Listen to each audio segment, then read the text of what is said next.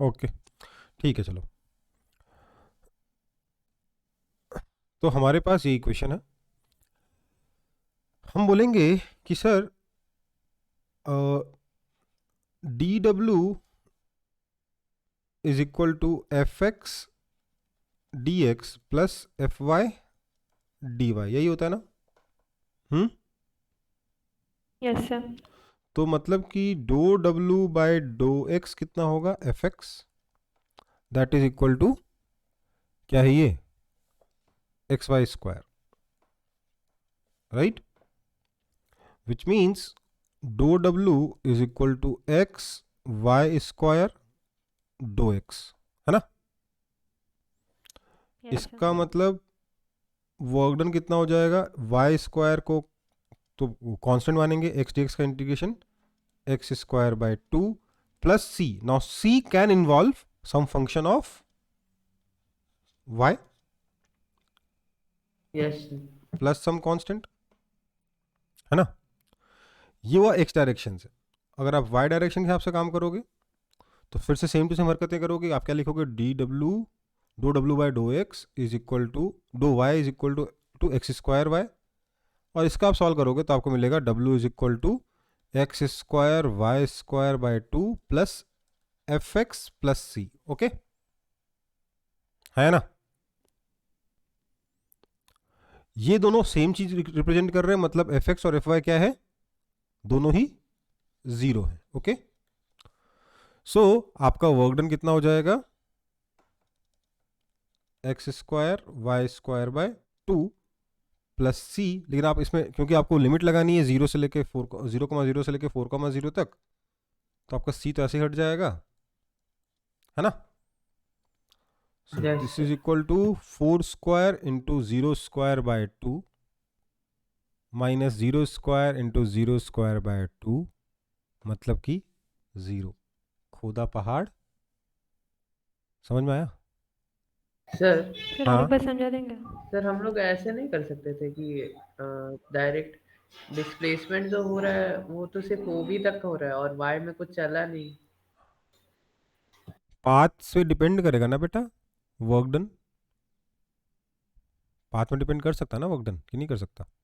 नहीं yes sir, sir. जब निकाल ली उसके बाद। अच्छा, उसके बाद अपन सॉल्व कर सकते हैं। उसके बाद हम, मैं तो ये तरीका बता रहा था कि अगर मान ये तो इस कंडीशन में आराम से सॉल्व कर सकते हैं कि आई हैव वन पाथ जिसमें मैं वर्क डन निकाल लूँ, बाकी अपने आप हो जाएगा। ठीक ठीक है।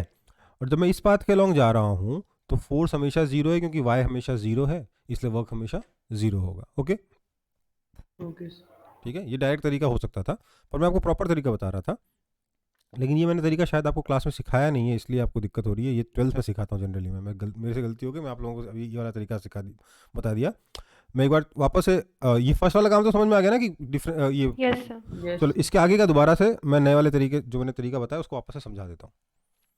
हम क्या करते हैं कि मुझे मालूम है कि जो do W by do X है वो एफ एक्स होगा, होगा कि नहीं?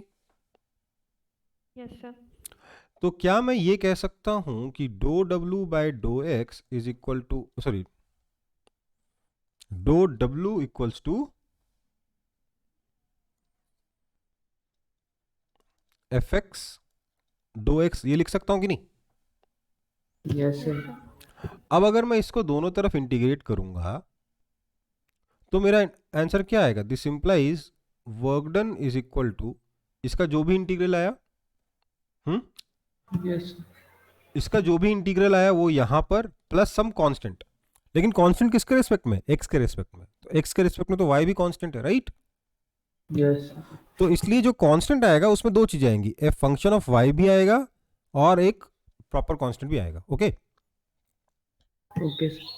सिमिलरली आप जब लिखोगे do W by do Y is equal to F Y, तो आप फिर से सेम स्टेप्स करोगे और आपको मिलेगा work done is equal to जो इंटीग्रेट करके आया प्लस, क्योंकि अब एफ एक्स डो वाई के रिस्पेक्ट में इंटीग्रेट हुआ है तो एफ एक्स भी एक कांस्टेंट है, प्लस सी। प्लस सी। उसका बोलोगे वर्क डन का एक्सप्रेशन ये भी है और ये भी है, ये भी सही है और ये भी सही है, तो इन दोनों को कंपेयर करोगे। जब इन दोनों को कंपेयर करोगे तो आपको एफ एक्स और एफ वाई की वैल्यू मिल जाती है, हमेशा मिल जाती है। ठीक है, ओके सर। इस केस में आप कंपेयर करके तो साफ साफ दिख रहा है, यहाँ पे एफ एक्स एक्स का कोई एक्सप्रेशन नहीं हो सकता और यहाँ पे वाई का कोई एक्सप्रेशन नहीं हो सकता। इसका मतलब यहाँ पर, क्योंकि यहाँ पे वाई का कोई एक्सप्रेशन नहीं हो सकता इसलिए एफ वाई जीरो है, क्योंकि यहाँ पर एक्स का कोई एक्सप्रेशन नहीं हो सकता इसलिए एफ एक्स जीरो है। हाँ या ना? Yes sir. तो वर्क डन का एक एक्सप्रेशन आ गया इन समथिंग प्लस सी के फॉर्म में। वो आया था कितना, x square Y square by two plus c. लेकिन ये तो इनडेफिनेट इंटीग्रेशन है ना, हमें तो डेफिनेट इंटीग्रेशन करना है, तो उसमें सी ऐसे ही चला जाएगा, बस लिमिट लगा देंगे कहाँ से कहाँ तक, 0,0 से लेकर 4 4,0। अब ये एक स्पेशल केस था जिसमें ओ से बी जाने का एक सिंपल रास्ता था, स्ट्रेट लाइन रास्ता, जिसमें वाई हमेशा जीरो होता है। तो जब अगर मैं इस पाथ से जाऊंगा तो वाई हमेशा जीरो है, इसलिए फोर्स हमेशा जीरो है ना? Yes sir. इसलिए वर्क डन क्या होगा, फोर्स के द्वारा जीरो होगा। यस एक पाथ से जीरो है तो दूसरे पाथ से भी जीरो आएगा ही आएगा, है ना? पर इसमें क्या हुआ, आप ओ से बी निकाल पाए। अगर ओ से यहाँ कोई सी दे देता पॉइंट, वहां निकाल इसके कोऑर्डिनेट दे देता, वहां तक का वर्क डन निकालने के लिए बोलता, तो क्या करते? तो यही तरीका है। Okay, okay sir. ठीक है ना? सर लास्ट में क्या बोले सर, और एक बार रिपीट कर दीजिए। मैंने बताया कि अगर सिर्फ ओ से बी तक का निकालना है ना मुझे वर्क डन, तो हम ये पहले एस्टेब्लिश कर चुके हैं कि जो मेरा फोर्स है वो कंजर्वेटिव है ना? इसलिए मैं इतना कह सकता हूं कि हर पाथ में वर्क डन सेम होगा। होगा कि नहीं? Yes sir. इस कर्व्ड पाथ का वर्क उतना ही होगा जितना इस स्ट्रेट पाथ का वर्क होगा। होगा कि नहीं? Yes sir. और अगर मैं इस स्ट्रेट पाथ के लॉन्ग चलूं तो इस पाथ की इक्वेशन क्या है, y is equal to 0। Yes sir. तो ऑन दिस स्ट्रेट पाथ मैं वर्क डन निकाल लेता हूं। उसके लिए मुझे क्या करना पड़ेगा, एफ एक्स डी एक्स। पर इस स्ट्रेट पाथ में y हमेशा 0 है, तो एफ एक्स हमेशा 0 है ना? Yes sir. इसलिए वर्क डन क्या होगा, 0। 0। खत्म। Yes sir. समझ में आया? Yes sir. अगला question, question number 3 4। Yes sir. Doubt. 3 में डाउट है, इसको मिटा दो पिछले वाले को। Yes sir. ऐसा मत करना कि बट सर सारे क्वेश्चन आप ही सॉल्व कर दो, ठीक है? बस इतनी सी रिक्वेस्ट है आपसे। A running man has half the kinetic energy of that of a boy of half his mass. Okay. The man speeds up by 1 meter per second so as to have same kinetic energy as that of the boy. The original speed of the man is, देखो भैया, एक man है और एक boy है। बोला boy का मास man से कितना है, हाफ डबल। है, Half. बॉय का हाफ है, तो इसका m मान लेते हैं, इसका 2m मान लेते हैं, ठीक है? बोला कि इसकी वेलोसिटी मान लो u है, इसकी वेलोसिटी मान लो v है। तो कहा है कि इसकी काइनेटिक एनर्जी इससे आधी है ना? मतलब कि half 2m into you square is equal to 1/2 times half m v square, right? Yes yes sir. Sir. तो हाफ ने हाफ मार दिया, m ने m मार दिया, मेरे पास क्या आया, u square is equal to v square by 4 और u is equal to v by 2, ठीक है? फिर बोला नहीं, मतलब इसकी v कितनी, 2u हो गई ना, right? Yes yes sir. Sir. फिर बोला नहीं। अब आदमी ने क्या किया, इस मैन ने अपनी स्पीड को 1 मीटर पर सेकंड से इंक्रीज कर दिया, तो इसकी स्पीड कितनी हो गई, u प्लस 1, और इसकी स्पीड कितनी, 2u। तो जब इसने स्पीड को 1 से इंक्रीज कर दिया तो इसकी काइनेटिक एनर्जी इसकी काइनेटिक एनर्जी के बराबर हो गई। तो इक्वेशन क्या लिखूंगा मैं, half half M 2m into you plus 1, m नहीं 2m ना बेटा, u प्लस 1 का whole square is equal to half m into 2u का होल स्क्वायर। हाँ या ना? Yes yes sir. सर। अब सर। अब हो जाएगा? यस सर, बस सर प्रश्न आंसर, समझने में थोड़ा। सर आंसर में अच्छा, this sir root means 2 plus 1 आ रहा है बट देख लेते हैं ना यार, दिस मीन्स √2 + 1 आंसर है, तो 1/√2 - 1 तो है ही ना आंसर फिर। यस सर, दोनों तो सेम। समझ में आ गया? ठीक Yes, है, sir. चलो फिर।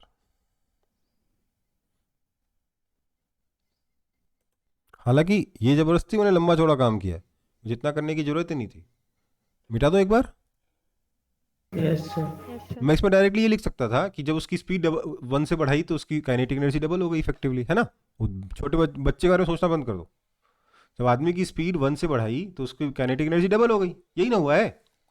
Yes Yes, sir. sir. तो half into m into you plus 1 का whole square is equal to twice of half into m into you square. आ जाएगा यू, हाफ एम चला गया, अच्छा सॉरी हाफ ऑफ 2m था ना ये। समझ में आया। This means 2 times u plus 1 का whole square is equal to 2u square. हाँ, 2 से 2 भी मर गया ना फिर तो। Yes sir. ये क्या हो, ये कुछ गलत हो गया, सॉरी मैं वापस लिखता हूँ। उसने अपनी स्पीड को क्या किया, डबल किया, डबल नहीं 1 से बढ़ाया। हाँ तो मास उसका m मानते हैं, 2m गलत लिख दिया मैंने पहले से ही लिखा था। जब अगर मान लीजिए आदमी का मास 1 है, m है, तो उसकी स्पीड जब उसने 1 से इंक्रीज करी तो उसकी काइनेटिक एनर्जी ट्वाइस हो गई, यही है ना, Yes, sir. राइट। बच्चे के बारे में भूल जाओ, ठीक है। तो हाफ एम मर गए। This means u plus 1 upon u is equal to √2, ठीक है। This means 1 minus 1 by U, sorry 1 plus 1 by U is equal to √2। This implies 1 minus √2 is equal to 1 by U. This implies u is equal to 1 upon, क्या हुआ, 1 minus √2 कैसे हो गया, sorry 1 by U is equal to √2 minus 1, है ना। 1 by U is equal to Yes, √2 sir. Minus 1, so u is equal to 1 upon √2 minus 1, right. जो भी है, हो गया ना। यस वो Yes, sir. छोटे बच्चे कह रहे हैं फालतू बात करी है इसने सिर्फ आपको कंफ्यूज करने के लिए। आगे बढ़ते हैं, बढ़े। Yes sir. Yes, sir.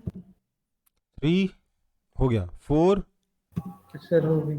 5, किसी को डाउट हो तो बताना, 6 7 No, sir. 8 9 10 11, कोई doubt. No, sir. Sir 11। 11, a frictionless track ABCDE ends in a circular loop of radius r, मतलब ये diameter 2r है। A body slides down the track from point A, which is at height of 5 centimeter. Maximum value of r for the body to successfully complete the loop is, बेटा ये तो अपन को याद होता है ना, यस हाँ ये सर हो 2 centimeter. √2gh जो स्पीड होगी that has to be equal to √5gr, हाँ या ना। Yes, sir. यस तो हो गया ना, 2h is equal to 5r। This implies r is equal to 2h by 5, मतलब 2 सेंटीमीटर। कोई दिक्कत, No, sir. ये रहा ऑप्शन, ठीक है ना। यस बढ़ूँ आगे। Yes sir. Yes, sir. 12 13 14 15 16 17 18, 18. a sledge slides down an icy hill of height h and stops after covering distance AB.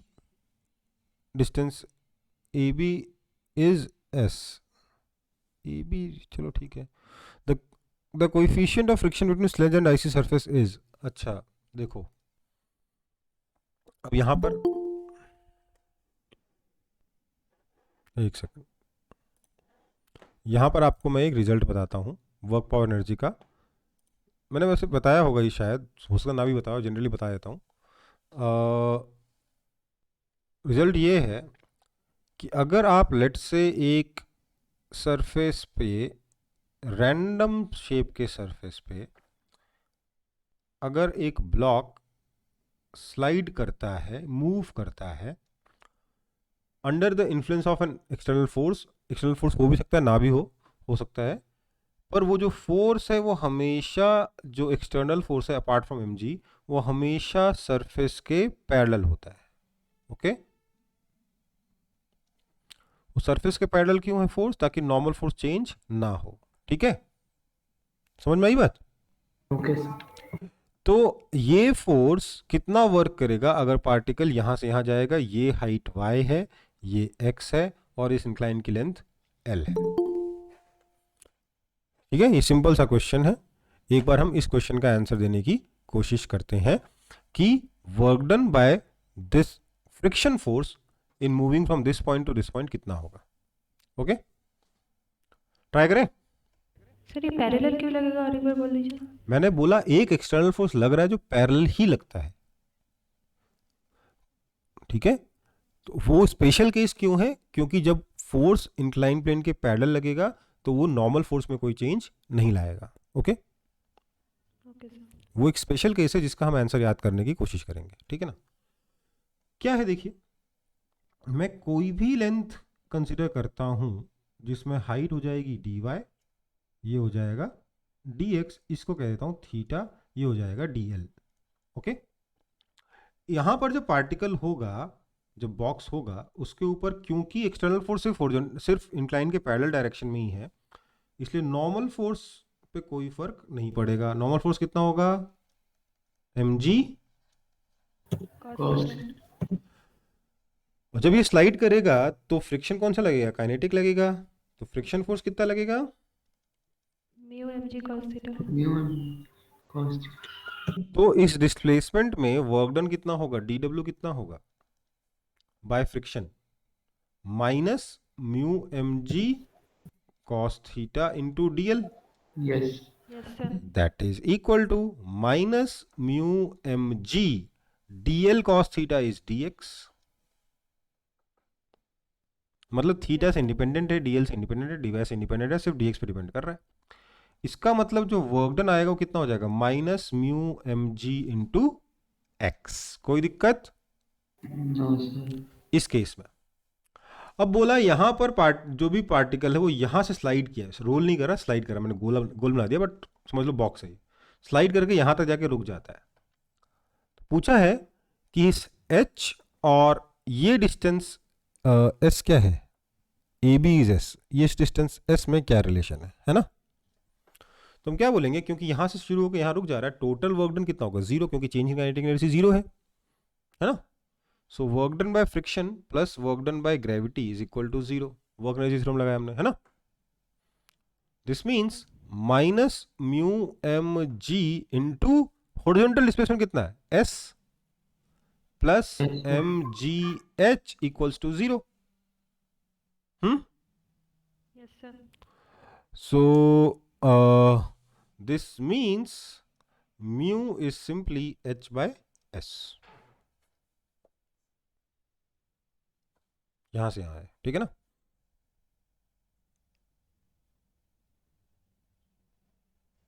समझ में आया कि नहीं?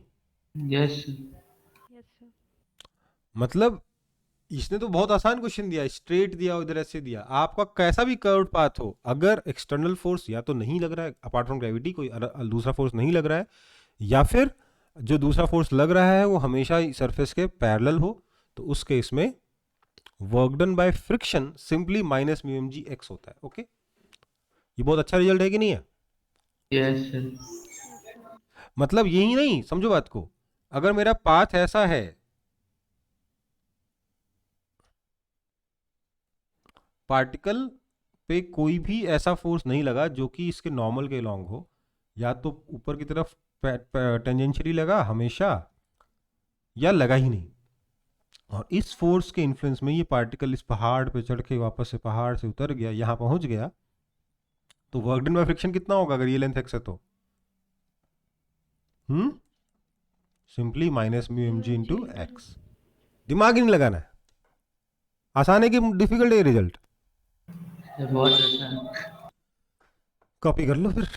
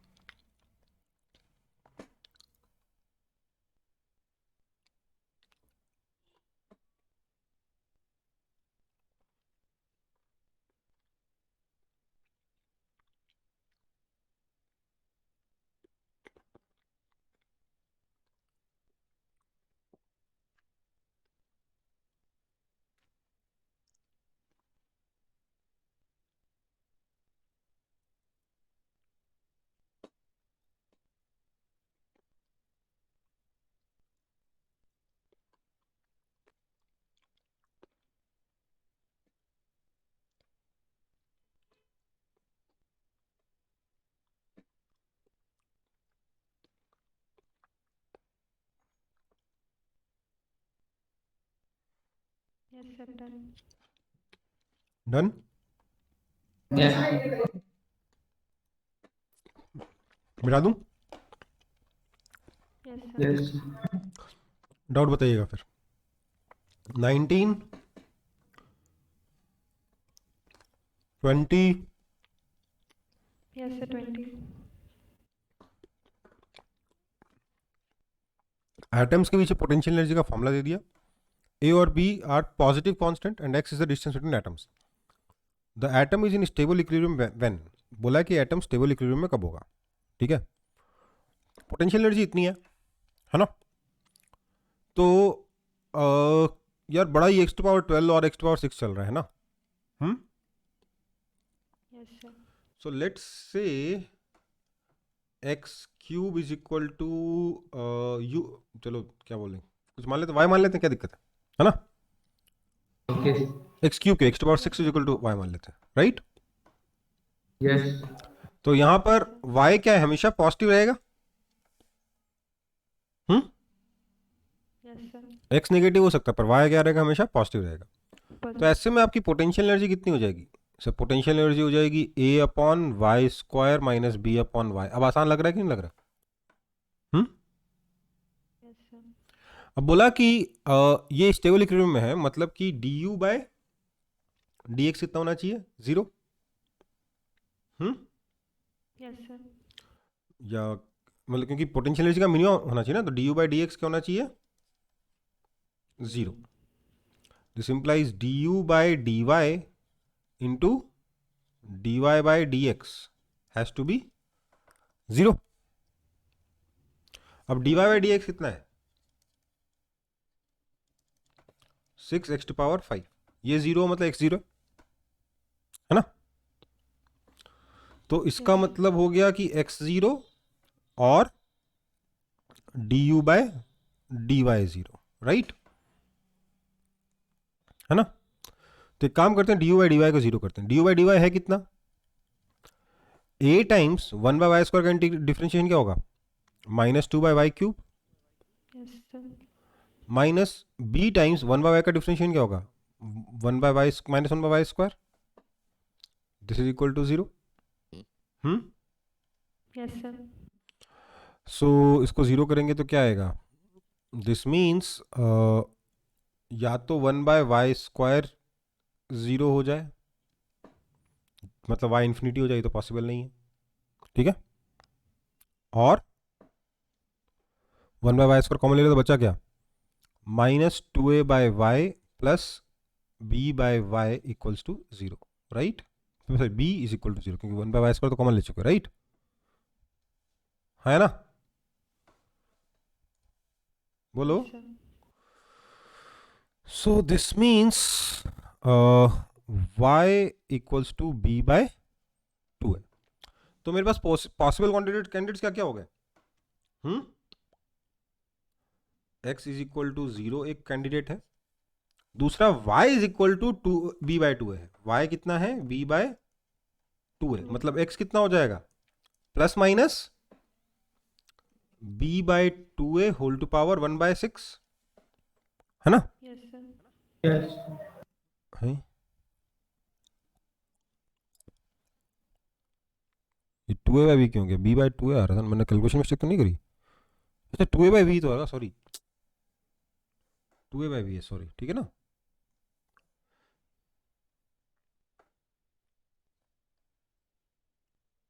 यहां पर भी मिटाना होगा ना।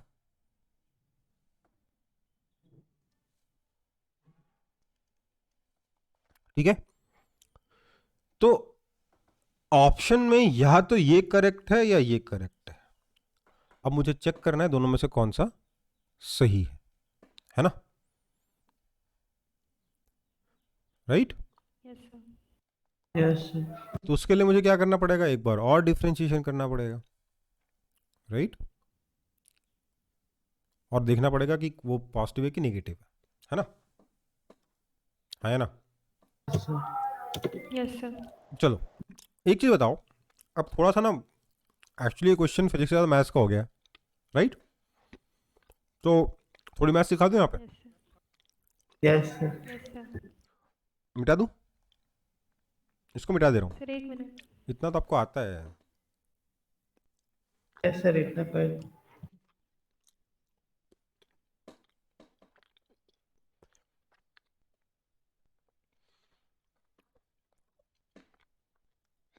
यस सर हो गया। हो गया। देखो जरा ध्यान दो, बहुत सारी चीजें। x की जगह -x रखूंगा तो क्या इस एक्सप्रेशन पे कोई फर्क पड़ेगा? No sir. No sir. तो मतलब कैसा फंक्शन है, इवन फंक्शन है कि नहीं है? Yes yes sir. तो इसका ग्राफ जैसा पॉजिटिव एक्स डायरेक्शन में होगा वैसा ही नेगेटिव एक्स डायरेक्शन में होगा। Yes sir. पर ध्यान रखना है बेटा, मैथमेटिकली तो ये बात ठीक है, पर x क्या है, डिस्टेंस बिटवीन द एटम्स, ये कभी नेगेटिव हो सकता है क्या?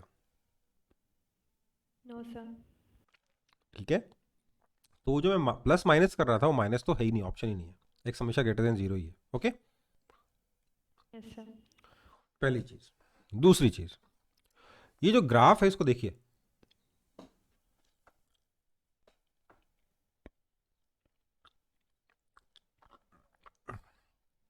जब x बहुत बड़ा हो जाएगा, इसका slope x is equal to 0 पे 0 है, ये हमें मालूम है, यहाँ पे कलर बदल देता हूँ, x इज इक्वल टू 0 पे इसका स्लोप 0, ये हमें पता है, राइट? Yes sir.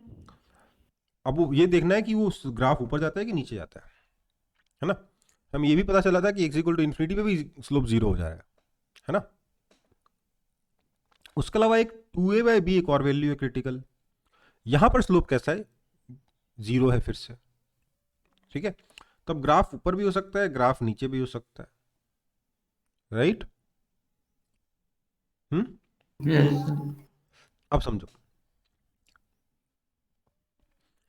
जब x 1 से छोटा है, जब x 1 से छोटा है तो कौन सा नंबर बड़ा होगा? एक काम करते हैं, a और b को दोनों को थोड़ी देर के लिए दिमाग में 1 रखते हैं। तो जब x 1 से छोटा होगा तो x टू पावर 12 छोटा होगा, यस x टू पावर 12 क्या होगा, छोटा होगा, और x टू पावर 6 क्या होगा, बड़ा होगा। बड़ा। तो a upon x to power 12 क्या होगा, बड़ा होगा, यस और b upon x to power 6 कितना होगा, छोटा हो जाएगा, यस। है ना? तो ये ग्राफ क्या होगा, बड़ा पॉजिटिव। 1 है।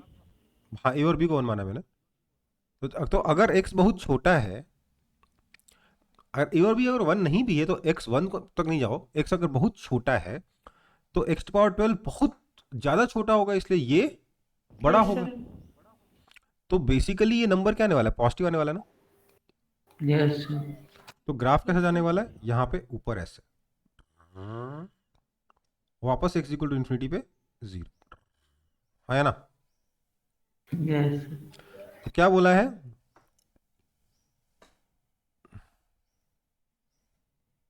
Atom is in stable equilibrium at, stable equilibrium पे कब है ये?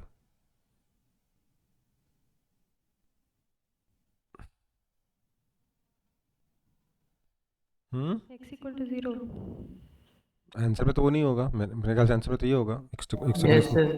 2a/b हाँ, एक सेकंड मैं थोड़ा गड़बड़ किया हूँ क्या, आप चेक करने दो मुझे।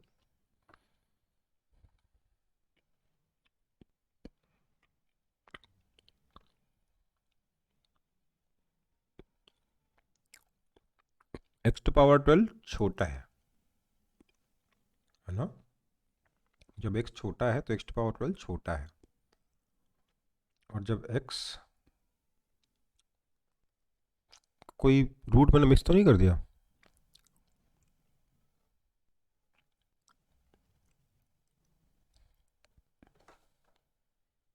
कोई और रूट तो नहीं आ रहा था जिसको मैंने निगलेक्ट कर दिया हो? स्लोप 0 सिर्फ यहाँ यहाँ और यहीं आया था ना, तीन ही जगह आया था ना स्लोप 0। Yes yes sir. एक बार और डायरेक्टली ट्राई कर लेते हैं, क्या आएगा, -12a upon x to power कितना, 13 minus plus 6b upon x to power to the power 7। 7। This is equal to 0 करना है तो 6 कैंसिल हो गया, बचा यहाँ पे 2, x to power 7, 1 upon x to power 7 common आ गया तो क्या बचा, b minus 2a upon x to power 6 equals to 0, right. तो या तो x इन्फिनिटी हो जाए, x इक्वल टू 0 कैसे आ गया था मेरा, x इक्वल टू 0 तो आया नहीं ना। 1/y² इक्वल टू 0 लिया था। ओके, वहाँ पे मैंने कैलकुलेशन मिस्टेक करी, x इक्वल टू 0 पे मिनिमा है ही नहीं शायद।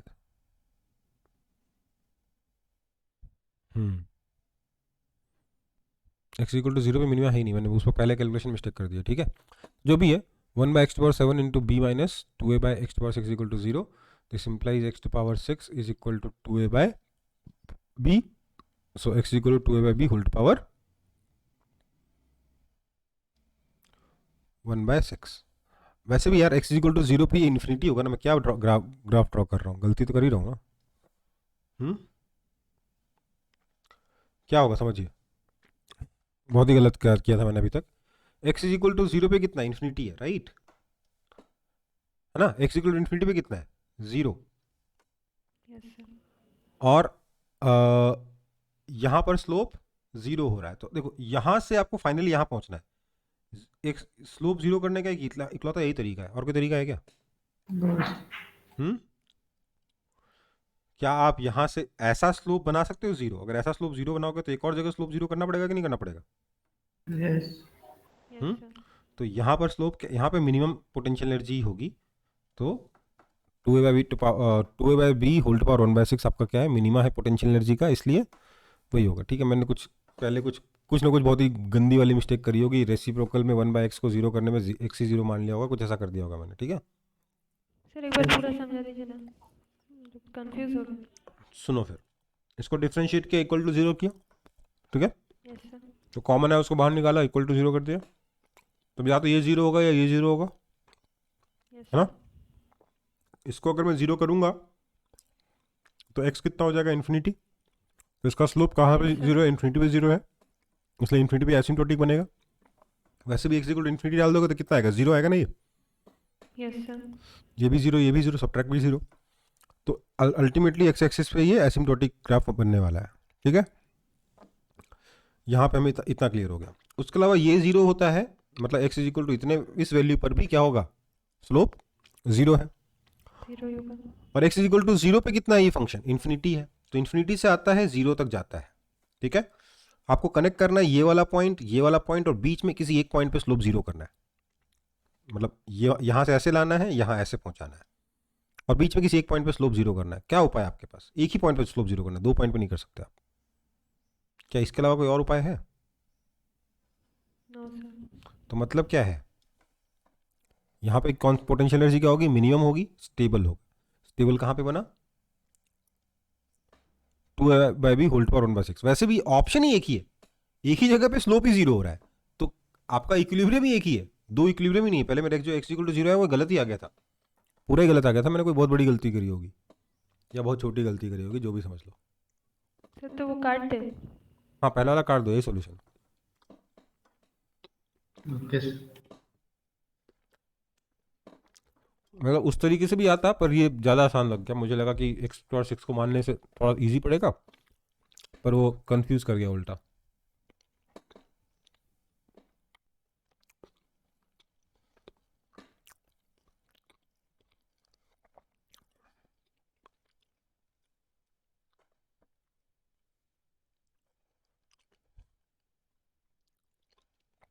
मिटा दूँ। सर एक मिनट।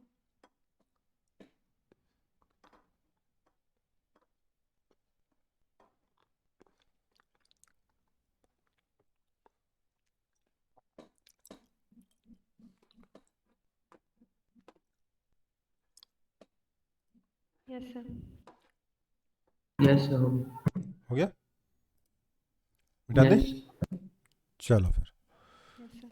21 yes sir. 21 डाउट है। Yes sir.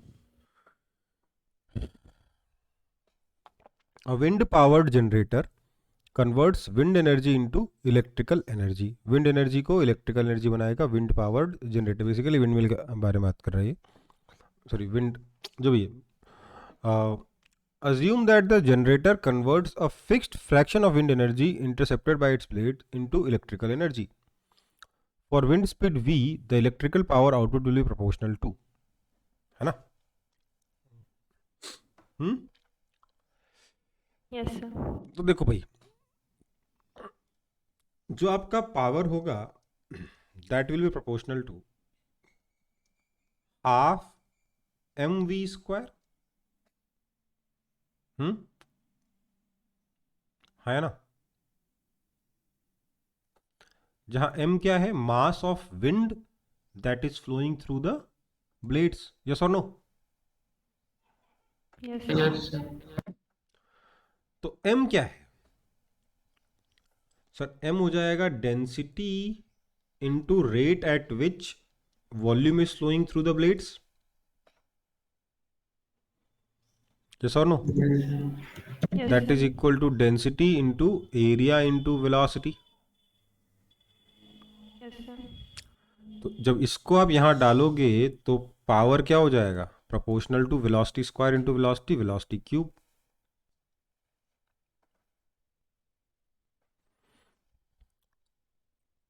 समझ में आया? Sir power is directly proportional to half m v square कैसे होगा? क्वेश्चन में लिखा है बेटा। चलो, half m v square by t, खुश? Yes sir. क्या बोला? It is fixed fraction of wind energy intercepted by its plate, वही लिखा ना? Yes sir. Yes sir. 22।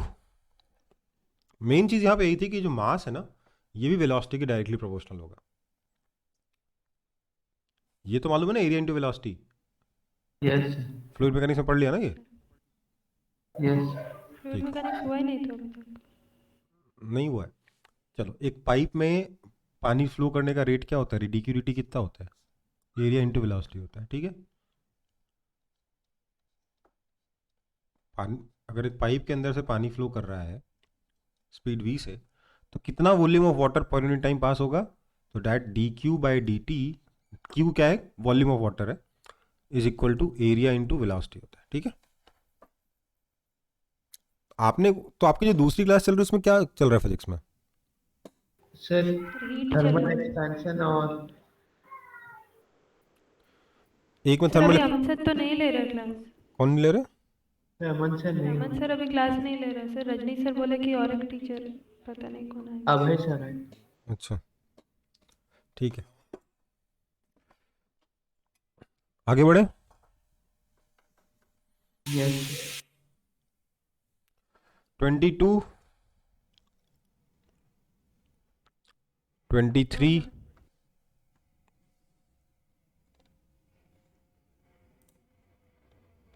23, no sir. 24, no sir. 25, no sir. 6। Yes sir 26। ये करवाया हुआ है ना, वहां पे फंस जाएगा ना, ये पेग है ना ये।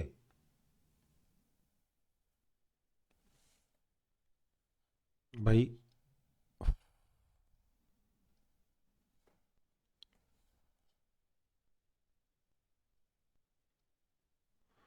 भाई इसका रेडियस कितना होगा? अगर ये लेंथ एल है तो रेडियस कितना हो जाएगा? Radius small R is equal to L minus H, है ना? और यस। यहाँ पे बॉल की वेलोसिटी कितनी हो जाएगी? √2 G L. It has to be greater than equal to √5 G R. This means 2L is greater than equal to 5 R. R कितना है? L minus H.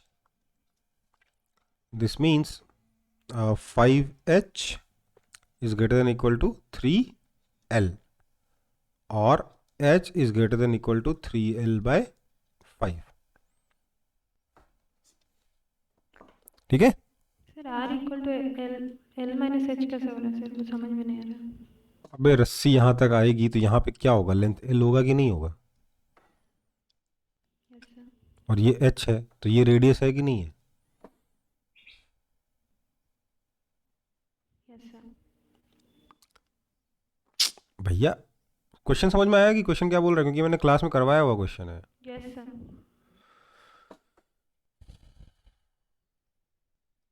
आगे बढ़े। Yes sir.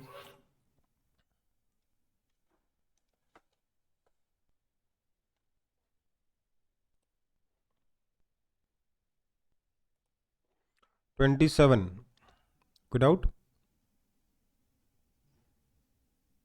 28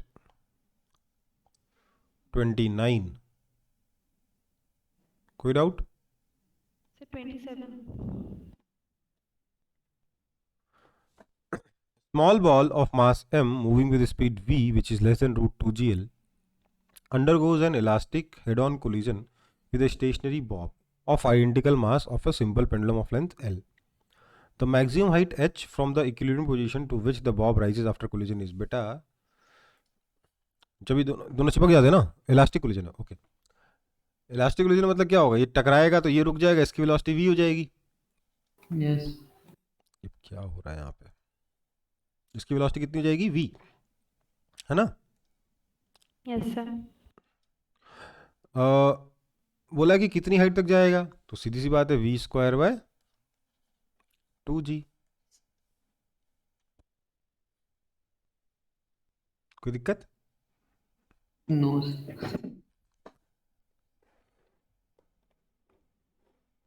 आगे बढ़े। Yes sir. ऐसे सवाल पूछोगे आप हैं। 29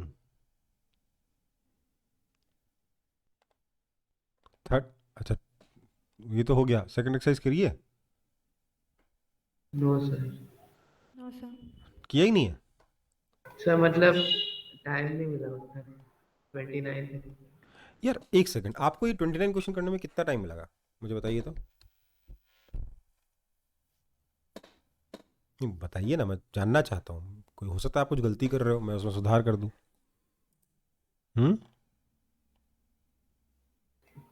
सर एक साथ तो बैठ के नहीं किया था, अलग अलग टाइम इंटरवल में किया था। 29 क्वेश्चंस में आपको अलग अलग टाइम इंटरवल करना पड़ा बेटा। वो 29 क्वेश्चन सॉल्व करने के लिए आप बहुत ज़्यादा लोगे तो 50 मिनट अपने लिए रख लोगे कि 50 मिनट 29 क्वेश्चन खत्म करने। एक साथ बैठोगे, 29 क्वेश्चन ही तो है।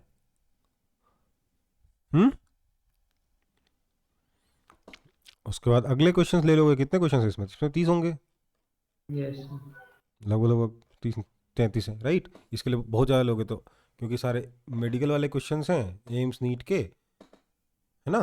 तो क्या ऐसा तो क्या करोगे आप, यस सर। 33 क्वेश्चंस के लिए ज़्यादा 40 मिनट ले लोगे, राइट। तो एक साथ आपने 1.5 मिनट का सेशन रखा, इस 1.5 मिनट में पूरा अटेम्प्ट कर लिया, कम से कम एक बार अटेम्प्ट हो गया। उसके बाद आप भले ही अलग अलग टाइम पे बैठ के जो क्वेश्चन नहीं बने उस पर ट्राई करो, पर एक बार तो 1.5 घंटे में पूरा एक क्वेश्चन पेपर की तरह सॉल्व करोगे ना यार। कितने बनते हैं इसमें से? ये जो 62 क्वेश्चन थे, देखते इसमें से कितने बनते हैं, 40 ही बने मान लो। तो बाकी के 22 क्वेश्चन को ज़्यादा टाइम लगा के वापस सॉल्व करना, पर पहले एक बार तो पूरे के पूरे 60 क्वेश्चन करोगे ना टाइम लगा के। यस। नहीं करते हो ऐसा कुछ भी ना, कितना ही बोलते रह जाऊँ मैं। नहीं सर, वो जब स्टार्ट की ना तो कुछ क्वेश्चन में अटके तो फिर। तो वही तो अटके उसको छोड़ के आगे बढ़ो, समझ रहे हो। यस। भले ही 30 ही बने क्वेश्चन 60 में से, कोई बात नहीं, छोड़ के आगे बढ़ना तो सीखो कम से कम, वो तो जरूरी है ना।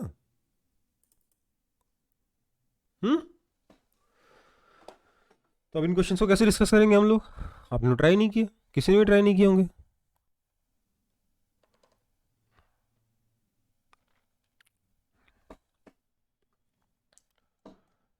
क्या करना है बताओ?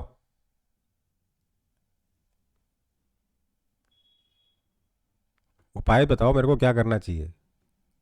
चुप बैठने से कुछ नहीं होगा। फ्लूइड मैकेनिक्स स्टार्ट कर दीजिए। हद हो गई। अभी मैं बोल रहा हूँ ये प्रैक्टिस कैसे होगी, तो आप बोल रहे हो फ्लूइड में आप मेरे को सर काम दे रहे आपको हो। 1 घंटा क्लास अलग से ले लीजिए, रात को फिर करके दे दो। मैं आपको 2 घंटे का टाइम दे रहा हूँ, ठीक है। सब लोगों को 2 घंटे बाद दोबारा मिल रहे हैं हम लोग 4 बजे, ओके। ओके। Okay sir. 4 बजे ये वापस डिस्कस होगा। 2 घंटे में पूरा खत्म करिए। नाश्ता वास्ता खाना वाना खाने का टाइम मिलाकर, ठीक है। चलो मिलते हैं फिर 2 घंटे बाद, ओके बेटा। Okay sir.